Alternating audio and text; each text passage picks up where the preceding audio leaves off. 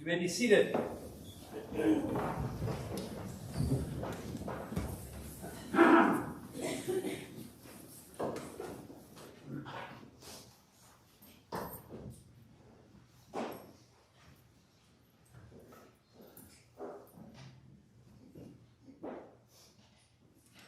Yesterday I went over to St. Mark's in Medford along with most of the members of our church board, we call our vestry, for a meeting that was billed as a retreat.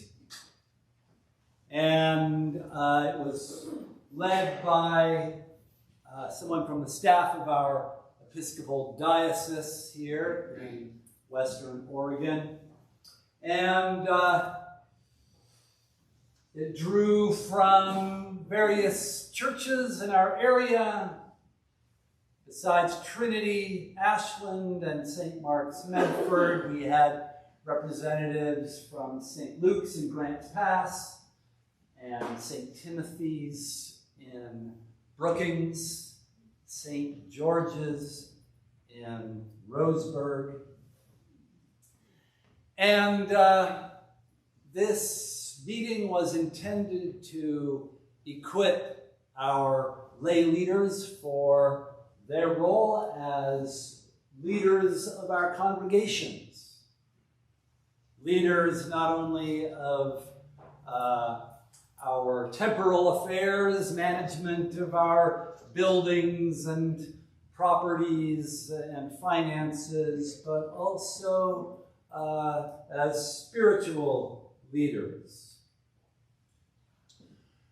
And the agenda of the meeting got underway, and we covered in a fairly cursory fashion some of the topics that clearly were laid out by whoever designed that agenda.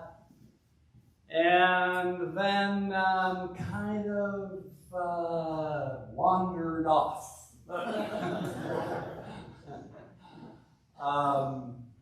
And have a sort of a free-floating conversation, and at a certain point, I had to intervene and ask if there were any other items on the planned agenda for today's meeting, just in case there were, and it turned out that in fact there were.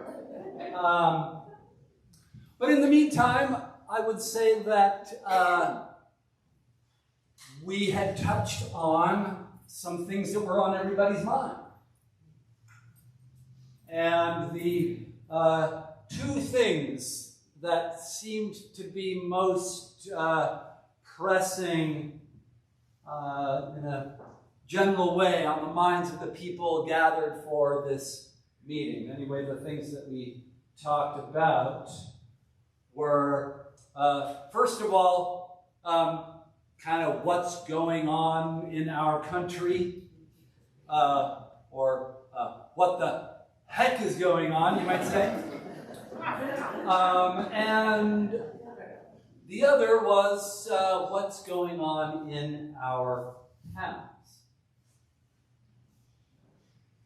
Because every single one of these congregations gathered is involved in one way or another in ministering to the destitute in our communities. People who lack shelter, who frequently are going cold and hungry, and we in the Episcopal Church, along with, in many cases, the Methodists and the Presbyterians and the Unitarians and folks like that, some synagogues, feel some responsibility for our brothers and sisters who are living that way. Do something to help them out. And yet this is really taxing all of our communities. Often people are engaged in this sort of ministry in spite of and in the face of opposition from the civic leaders in the very same communities. So how do we sustain this kind of ministry? And is it just going to go on like this indefinitely? Will there ever be any relief for those people?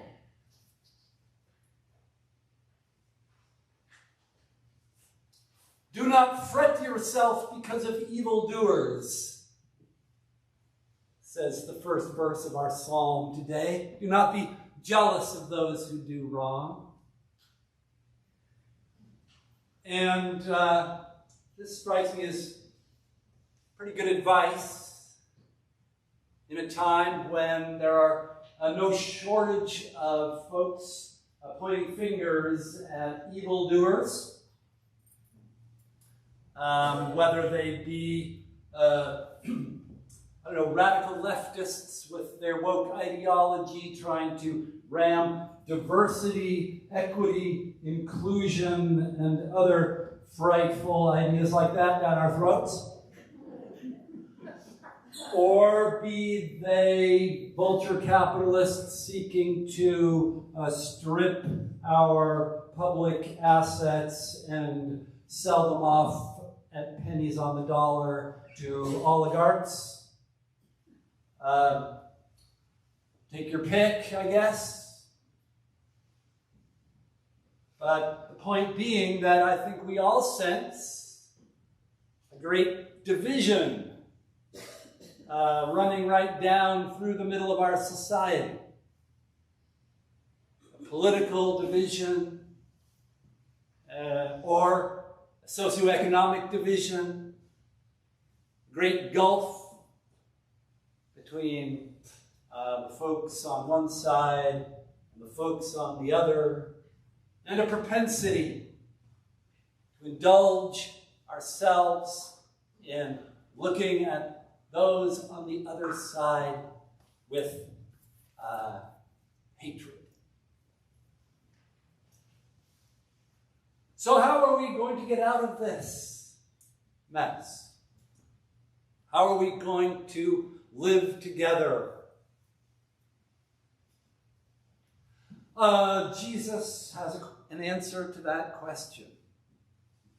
Not necessarily the answer we want. Not necessarily the answer that makes us feel better about ourselves at the expense of those evildoers over there. But an answer. He says that God's love for every single one of us is so great, so unconditional, so unmerited by anything we may have done to deserve it, so generous and merciful and kind, that who are we to place limits on it, on our sparkly unicorns?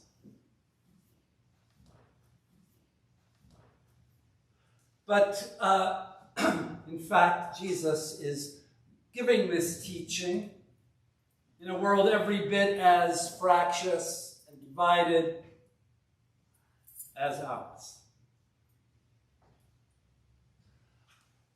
It's worth noting that these little grains of practical instruction that we find in the Gospel of Luke seem to come from the same source as a parallel passage in the Gospel of Matthew. And I'm talking about that part where it says, someone strikes you on the cheek, turn the other one also. And if someone takes your cloak from you, do not withhold your shirt as well. And Matthew actually includes this additional little instruction, which says, and I'm going to cite it because I think it's helpful, if someone forces you to carry a burden for a mile, carry it for another mile.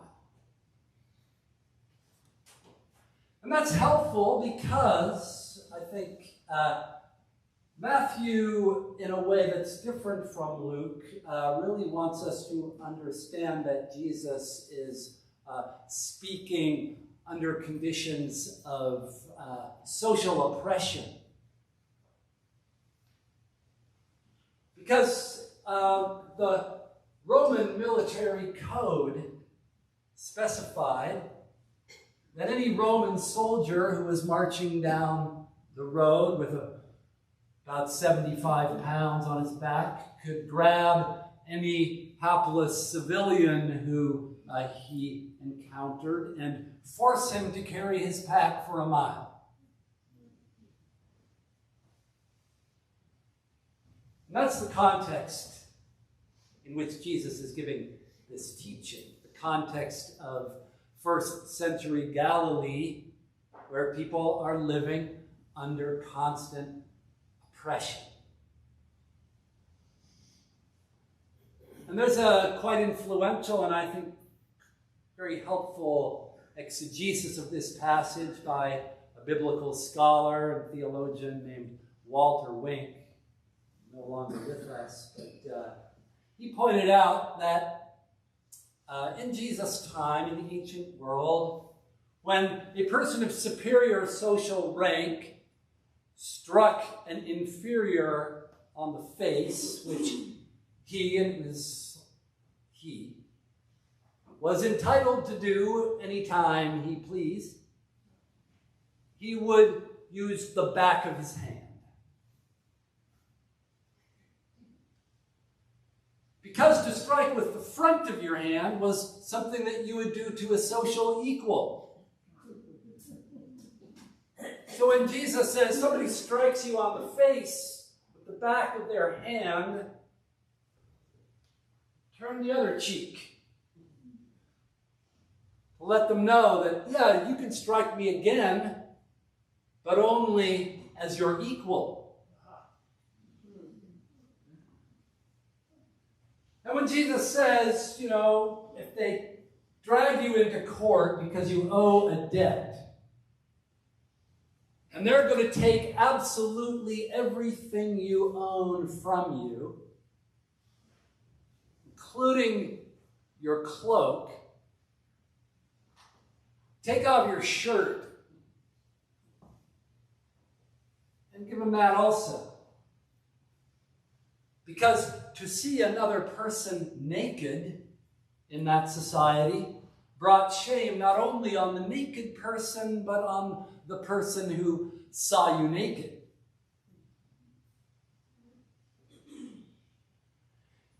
And if, say, a Roman soldier grabs you on the road and says, you have to carry my pack for a mile. Well, at the end of the mile, say, I'm enjoying this so much, I'm just going to carry it for another mile. And reclaim your agency. So in other words, these are not teachings about just allowing yourself to be abused without standing up for yourself. But they are about taking a stand on the principle that even though others may treat you as less than human, you are loved by God. You have been created by God for God's purposes, not for yours. But so have they.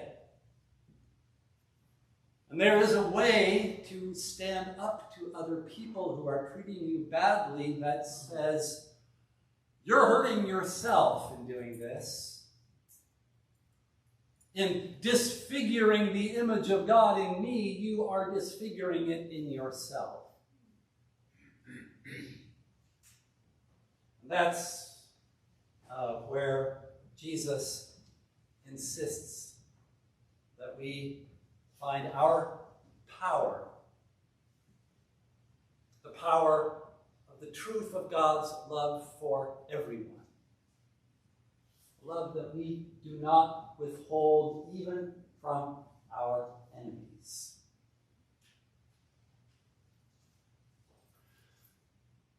Now, who have experienced systematic social oppression? No. For some of us, that's a fairly recent experience. I remember one day during the COVID pandemic when, I couldn't go to work, and the lay leaders in my congregation were freaking out, and one of them wanted to blame me for the fact that, we were in a crisis, and I was doing Sunday worship out of my living room, and the parks were all closed, and, we'd go to the grocery store and come home and sanitize everything with alcohol, and I'd strip off all my clothes and throw them in the laundry and go take a shower. And all of a sudden, one day I woke up and I thought, I feel oppressed. And maybe it's a sad commentary on my own privilege that was really the first time in my life, or at least since elementary school, that I had that experience.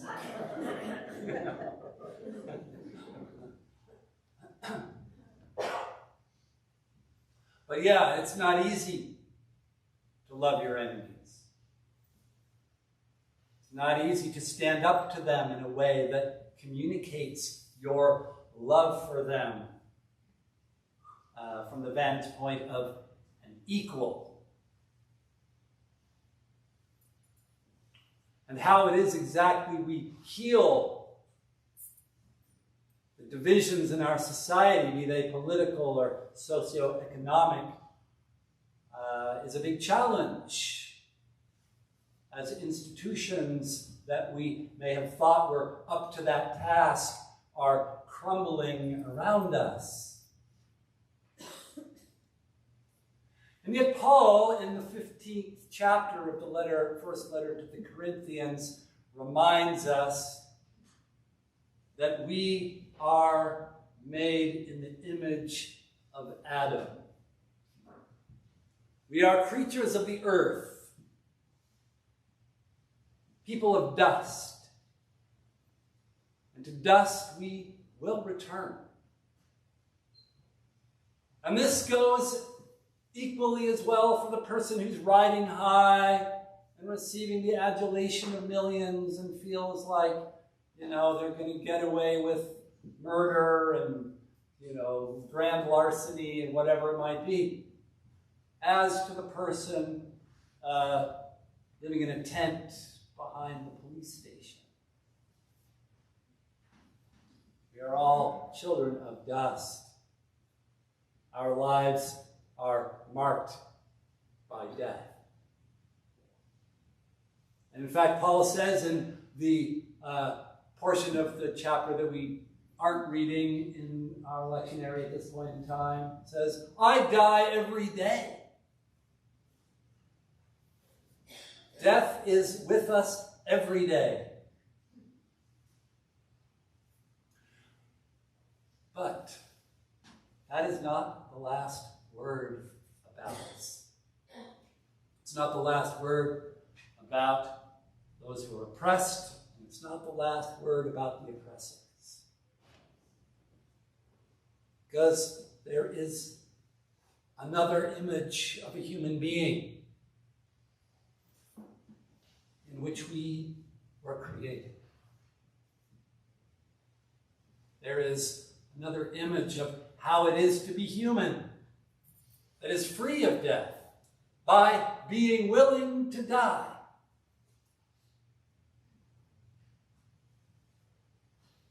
Because there's not just the man of dust, but there's the man from heaven. The one who is the last person the future person, the person who shows us what humanity can be. When we trust so much in God's love for every single one of his creatures, that we are willing to act on the basis of love and mercy and do good, no matter what anybody else might do to us. And to allow our faith in the unconditional hospitality of God to be the seed that we plant in this world. Seed that will die,